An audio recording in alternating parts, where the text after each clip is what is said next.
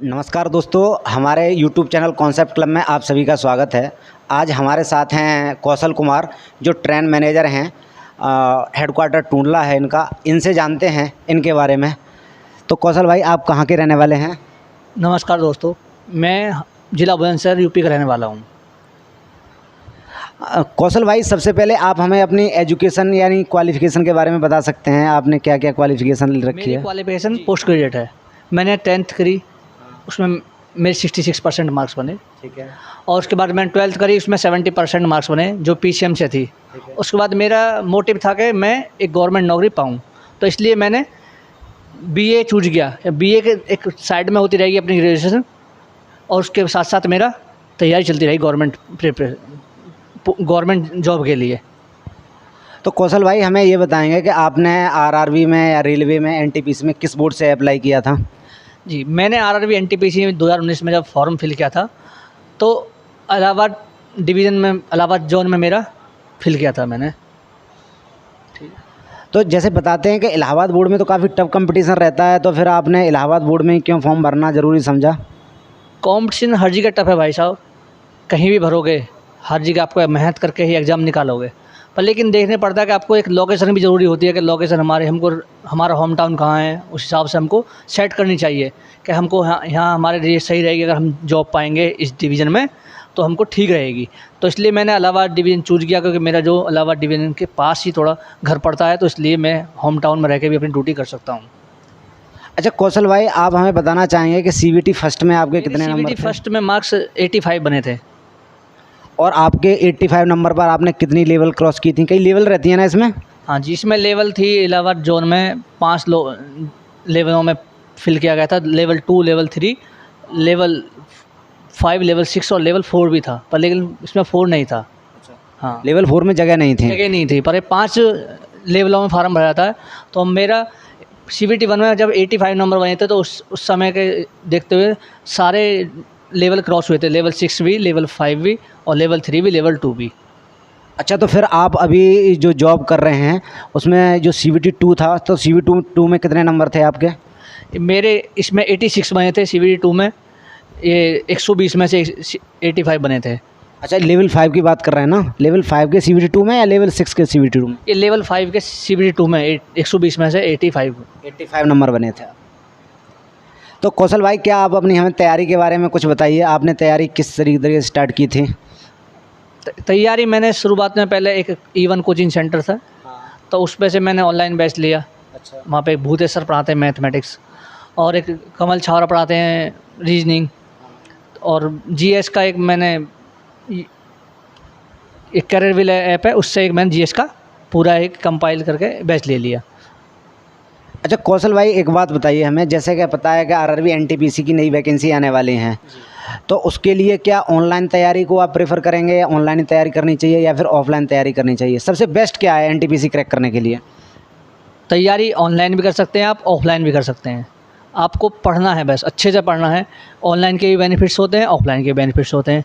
Offline के benefits हैं कि आप टीचर के सामने इंटरेक्ट कर सकते हैं एक दूसरे से, और ऑनलाइन में एक ये है कि आपको कम टाइम में ज़्यादा कंटेंट मिलेगा, ज़्यादा पढ़ पाओगे। ये अलग अलग हर किसी के बेनिफिट्स होते हैं। अच्छा कौशल भाई, जैसे एकदम NTPC क्रैक करने के लिए तो कोई बच्चा रीजनिंग की तैयारी करना चाहता है स्टार्टिंग से, तो उसे रीजनिंग किस तरीके से पढ़नी चाहिए? CBT 1 या CBT 2 में रीजनिंग सेम आती है। ऐसा कुछ नहीं है कि CBT 1 में फर्स्ट में इजी आएगी या CBT 2 में हार्ड आएगी। सबका सेम लेवल होता है। पर लेकिन रीजनिंग की तैयारी करते समय हमको ध्यान रखना है कि प्रैक्टिस बहुत चाहिए रीजनिंग में। तो पहले रीजनिंग का पहले हमें सिलेबस करना है, किसी भी चैनल से या यूट्यूब से या कहीं ऑफलाइन ऑनलाइन से। सब टीचर अपने आप में बेस्ट हैं, जिससे पढ़ोगे। सब बुक्स अपने आप में बेस्ट हैं, पर आपको पढ़ना है, तो इसलिए किसी भी टीचर को या किसी भी प्लेटफॉर्म को आप चूज़ कर सकते हैं। अच्छा, जैसे सबसे पहले हमें सिलेबस कंप्लीट करना है रीजनिंग का, तो सिलेबस कंप्लीट करने के लिए कोई अच्छा कोई प्लेटफॉर्म हो, ऑनलाइन ऑफलाइन, जहाँ से आपने किया हो और जो जेन्युइन हो या भरोसेमंद हो, उससे हम उम्मीद करें कि NTPC क्रैक हो जाए? कुछ बताना चाहेंगे? सभी भरोसेमंद टीचर हैं। एक तो ये कन्फर्म है बात, कहीं भी पढ़ रहे हो वहीं पर पढ़ते रहो। किसी को ये नहीं कि आज मैंने बता दिया कोई चैनल तो आप वहाँ पे डिस्ट्रैक्ट हो जाओ, कहीं पे पढ़ते रहो। पर लेकिन ये है कि आपको पढ़ने का तरीका अच्छे से रहना चाहिए। जैसे कि अब हम रीजनिंग पढ़ेंगे, तो रीजनिंग में हमने सिलेबस पूरा किया। सिलेबस के साथ साथ हमने एक और चीज़ करनी है, QRP बनाना है हमें। क्विक रिवीजन पॉइंट बनाने हैं, जिससे कि हम अपने रिवीजन करते समय बहुत जल्दी रिवीजन कर सकें। जैसे कि कैलेंडर के क्विक रिवीजन बनाएं और क्या क्लॉक के बनाएं। जैसे क्लॉक में कोई 3-4 कॉन्सेप्ट हैं कि मिरर इमेज हो गया, वाटर इमेज हो गया और एंगल निकालना हो, और इस टाइप से कैलेंडर में हो गया दिन निकालना हो, सन वगैरह से इस टाइप से करना पड़ता है। तो इस टाइप से हम हर किसी के जो कॉन्सेप्ट हैं उस हिसाब से बना लेंगे, जिन्हें QRP बोलेंगे हम। अच्छा, अभ्यास के लिए कुछ बुक्स वगैरह सजेस्ट करना चाहेंगे एनटीपीसी के लिए? मार्केट में बहुत सारी बुक्स आ रही हैं, पर यह है कि आपको एक बुक्स ले लो या किसी भी टीचर के नोट्स ले लो या किसी भी टीचर के PDFs ले लो। एक जगह से पढ़ते रहो, बार बार इधर उधर नहीं जाना है किसी को। अगर इधर उधर जाओगे तो डिस्ट्रैक्ट हो जाओगे। करंट की बुक आती है वो भी बेस्ट है अपने आप में, पिनेकल की बुक आती है वो भी अपने आप में बेस्ट है, और किसी भी टीचर के जो पढ़ा रहे हैं वो बुक हैं या उनकी जो PDFs मिलनी है वो भी बेस्ट है अपने आप में। तो आपको किसी भी टीचर से या किसी बुक्स को एक को चूज़ करना है, वही एनफ है आपके लिए। पर यह है कि आपको रिवीजन करना है अच्छे से। QRP बनाओ, QRP में पॉइंट बनाओ, जैसे कि क्लॉक में 5 पॉइंट बन गए, कैलेंडर में 5 पॉइंट बन गए, इसी टाइप से। अब कुछ रीजनिंग में इस चैप्टर का हम उनको QRP नहीं बना सकते, प्रैक्टिस ज़रूरी है। जैसे एनालॉजी होगी और नंबर सीरीज होगी और काउंटिंग फिगर वगैरह हो गए, तो इसमें हमको प्रैक्टिस ज़रूरी है, सिर्फ प्रैक्टिस करनी है। और उसके बाद सेक्शनल मॉक लगाने हैं इसके लिए, और धीरे धीरे जब सेक्शनल मॉक्स लगा लेंगे तो और अच्छे से नंबर इंक्रीज़ होने जाएंगे। अच्छा कौशल भाई, यदि हम मैथमेटिक्स की बात करें, एनटीपीसी में जो गणित आता है उसका पूरा सिलेबस कवर किस तरीके से किया जाए? कोई प्लेटफॉर्म या कुछ हो, आप क्या बताना चाहेंगे? आपने किस तरीके से किया था? मैंने E1 कोचिंग सेंटर के प्लेटफॉर्म से किया था। जब पहले पेड लिया था, उसके बाद वहाँ से QRP बनाए, और QRP बहुत ज़रूरी है QRP बनाने। QRP से क्या है कि आप जो बहुत जल्दी एक कम टाइम में पूरा सिलेबस रिवीजन कर सकते हैं। ऐसा नहीं कि आप मान लो 500 क्वेश्चन है, 500 क्वेश्चन करने बैठ गए, 500 क्वेश्चन नहीं हुए। तो ये कि अगर मान लो आप पहले 500 कर रहे हो, धीरे धीरे आके 200 हो जाएंगे, वो 100 हो जाएंगे। क्यों? क्योंकि कुछ आपके ऐसे हो जाएंगे कि आपको डेली नहीं करने, सिर्फ कभी कभी करने होते हैं कि हाँ ये हो गया। जैसे 5 क्वेश्चन हुए एक टाइप के, तो हमको 1 क्वेश्चन करना है। तो इसी टाइप से हम QRP भी इस टाइप से बनाएंगे कि परसेंटेज की बनाई हमने QRP, प्रॉफिट लॉस की बनाई। मतलब QRP मतलब है कॉन्सेप्ट बनाएंगे, कॉन्सेप्ट लिखेंगे नंबर से कि ये परसेंटेज में ये कॉन्सेप्ट है। इस टाइप के 10 क्वेश्चन आते हैं, मान लो कॉन्सेप्ट मतलब परसेंटेज में मान लो कि 20 टाइप क्वेश्चन है, तो 20 टाइप के हमें लिखने के, 20 टाइप के, पहला ये टाइप का होता है, दूसरा ये, तीसरा ये। तो इससे हम 20 क्वेश्चनों को, 20 पॉइंट को रिवाइज करके पूरा चैप्टर रिवाइज कर सकते हैं। ऐसे ही हम प्रॉफिट लॉस में, टाइम एंड वर्क में, ज्योमेट्री में बहुत बढ़िया ज़रूरी है, और ट्रिग्नोमेट्री, अलजेब्रा, सभी में एकदम कॉन्सेप्ट बनाओ एकदम। ये नहीं कि पूरे क्वेश्चन लिख लिए आपने सारे, नहीं, एक पॉइंट वाइज में एक कॉन्सेप्ट लिखते जाओ कि ये कॉन्सेप्ट होते हैं, ये कॉन्सेप्ट होते हैं, बस इतना ही बहुत है रिवीजन के लिए। पहले पर लेकिन सिलेबस अच्छे से करो पहले, उसके बाद सेक्शनल मॉक लगाओ। जब सबका सिलेबस हो जाए फिर उसके बाद मॉक लगाओ, फुल मॉक, बस। अच्छा कौशल भाई, एक चीज़ बताइए, मैथ के लिए कुछ बुक्स वगैरह सजेस्ट करना चाहेंगे एनटीपीसी के लिए? वैसे तो जो है कि जो मैथ के जो ज़्यादातर बुक्स आती हैं वो CGL की लोग पढ़ते हैं, किसी की तैयारी करते हैं। स्पेशल फॉर एनटीपीसी के लिए कोई मैथ की किस विशेष किताबें हों जो आपने पढ़ी हों? ऐसा कुछ नहीं है कि विशेष किताब है कोई एनटीपीसी की या CGL की कोई विशेष किताब है। आजकल जो कुछ संस्थान एग्ज़ाम ले रहे हैं, जैसे कि टीचर्स ले रहे हैं एग्ज़ाम, CGL का भी टीचर्स ले रहा है, एनटीपीसी का भी, RRB एनटीपीसी का भी CGL वो टीचर्स ले रहा है, ग्रुप डी का भी टीचर ले रहा है। सारे क्वेश्चन सभी में सेम आ रहे हैं। ये नहीं कि ग्रुप डी का लेवल कम है या एनटीपीसी का लेवल कम है या CGL का लेवल कम है, सबका सेम लेवल है। तो ऐसा नहीं, किसी भी टीचर की बुक ले लो या किसी की भी बुक ले लो आप, और किसी के भी नोट्स ले लो, वो ही आपको सफिशिएंट है। उन्हीं की प्रैक्टिस करो, बस यही है। अच्छा, रीजनिंग और मैथ की हम प्रैक्टिस कहाँ से कर सकते हैं? आपने जो प्रैक्टिस पे जोर दे रहे हैं, सिलेबस पूरा कर लिया, बुक्स खरीद लेंगे, लेकिन हम इनके सेक्शनल मॉक की आप बात कर रहे थे, वो कहाँ से तैयारी करें? कोई प्लेटफॉर्म हो जहाँ पे उनके मतलब अकॉर्डिंग टू एनटीपीसी एक कंटेंट मिल जाए, मतलब सिमिलर वैसा ही। टेक्स्ट बुक हो गया एक ऑलिव बोर्ड हो गया, ये प्रैक्टिस के लगाने के लिए बहुत अच्छे हैं। सेक्शनल मॉक भी मिलेंगे आपको, प्रीवियस ईयर मॉक भी मिलेंगे, और लेटेस्ट मॉक भी बने हुए मिलेंगे, जिनसे आप प्रैक्टिस अच्छे से कर सकते हैं। और प्रैक्टिस ही ज़रूरी करनी है, क्योंकि जैसे कि मैथ में 30 क्वेश्चन आएंगे और रीजनिंग में 30 क्वेश्चन आएंगे CBT 1 में, तो हमको प्रयास करना कि 30 में से 30 के चांस करें, और रीजनिंग में भी 30 के 30 करें। क्योंकि ये 60 जब बन जाएंगे तो 60 में से 55 प्लस रहेंगे आपके स्कोर, तो आपको जीएस में बहुत कम करना पड़ेगा, स्कोर जीएस हो जाएगी, क्योंकि जीएस बहुत हार्ड है। ऐसे नहीं इजीली आप जीएस को कम समय में कर सकते हैं, पर लेकिन ये अगर रीजनिंग और मैथ को कम समय में अच्छा आउटकम ले सकते हैं। अच्छा, दोनों के लिए सीबीटी फर्स्ट और सीबीटी 2 की बात की आपने, दोनों के लिए अलग-अलग तैयारी करने की ज़रूरत है या इकट्ठा ही दोनों की तैयारी हो जाएगी? इकट्ठा ही तैयार हो जाएगी, किसी के लिए नहीं है कि अलग तैयारी करो या इसकी तैयारी करो, एक ही तैयारी सब। अच्छा, एक चीज़ और बताइए, जीएस का काफ़ी वो बना रखा है, भौकाल बना रखा है कि जीएस बहुत टफ आती है, टफ आती है। ऐसा कुछ है कि रेलवे की जीएस बहुत टफ आती है? जीएस टफ भी, इजी भी, सभी टाइप से है। और ऐसा नहीं है कि जीएस तो बहुत बड़ी है, पढ़ना भी है, पर लेकिन ये है कि हमको जीएस में पहले बेसिक तो सब कुछ करनी है। जैसे लूसेंट से बेसिक कर सकते हैं पूरा, हिस्ट्री के बारे में, पॉलिटी के बारे में, या एक महेश वर्ण वाली किताब आती है उससे पढ़ लो, या आरडब्ल्यू की येलो बुक आती है।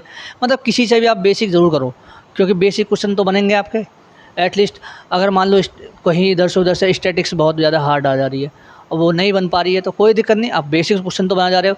और हमारे दो पहलू हुए हैं कि मैथ रीजनिंग, जिनसे हम इतना अच्छा स्कोर करने के चांस बनते हैं उसमें, आप 100% बना सकते हैं स्कोर।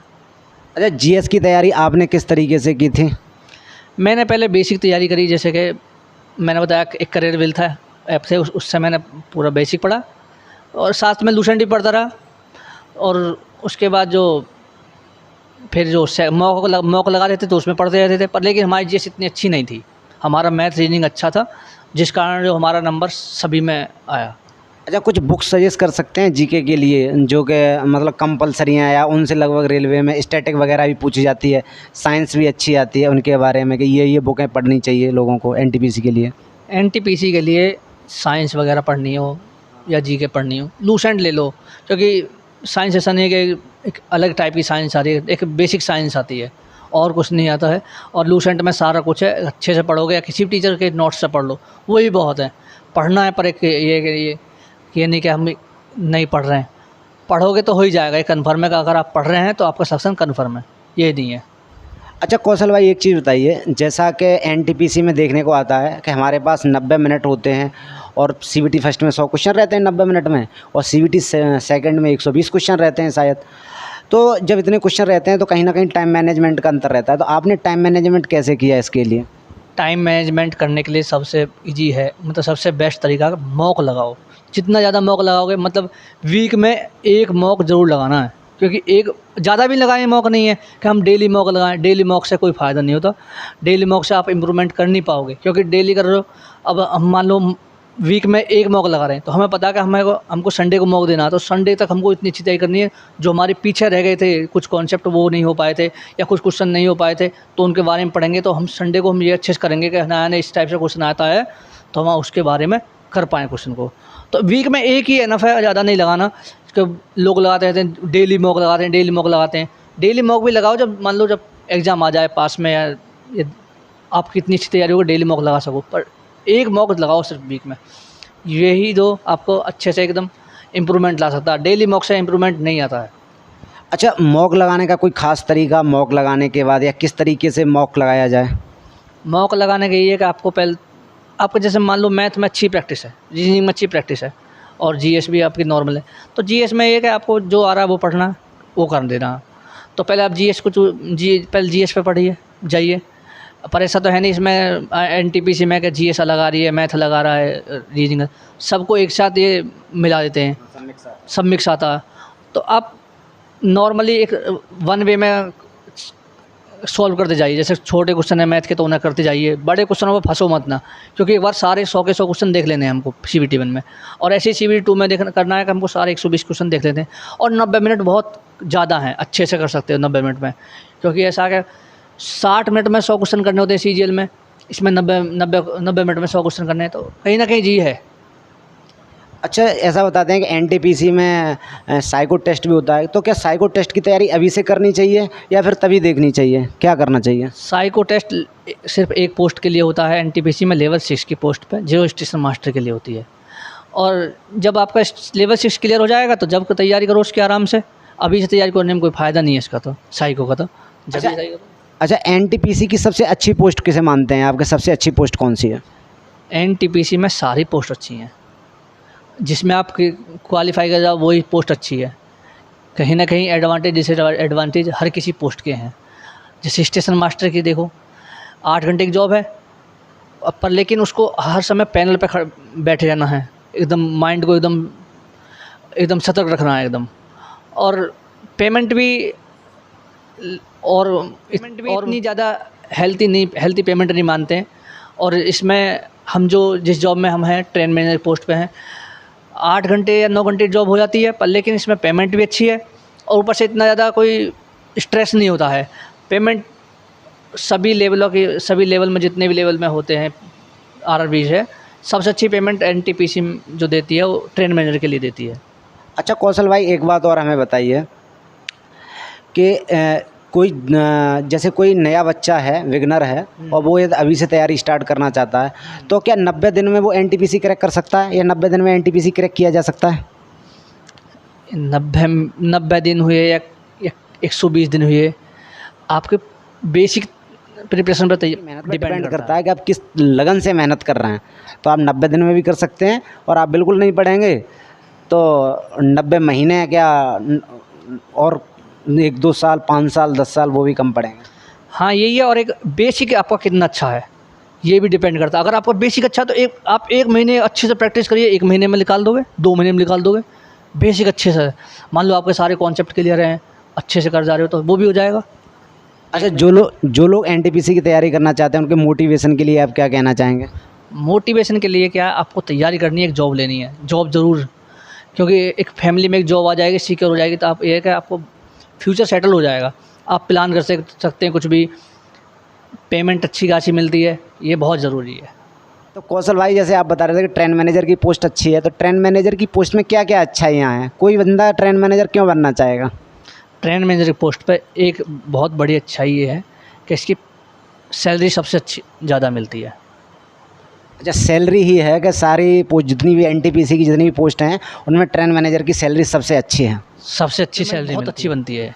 आप कुछ भी विचार कर सकते हैं, आपके फ्यूचर प्लान के लिए कुछ भी सोच सकते हैं कि आज हमको किसी भी टाइप की सोचने की ज़रूरत नहीं पड़ेगी आपको कि हमें ये लेना है, एकदम ले लोगे, इतना अच्छी पेमेंट मिलती है। आप हमारे दर्शकों से कुछ कहना चाहेंगे? बस जो भी हमारे भाई तैयारी कर रहे हैं, अच्छे से तैयारी करो और जॉब पालोगे बहुत अच्छे से। ऐसा नहीं कि ट्रेन में पोस्ट ही पाओगे, अच्छी पोस्ट भी उनसे पालोगे। आप बहुत ज़्यादा मेहनत करो अच्छे से, और आप सभी लोग जो बहुत ईमानदार और होशियार हैं, और अच्छे से तैयारी करते रहो।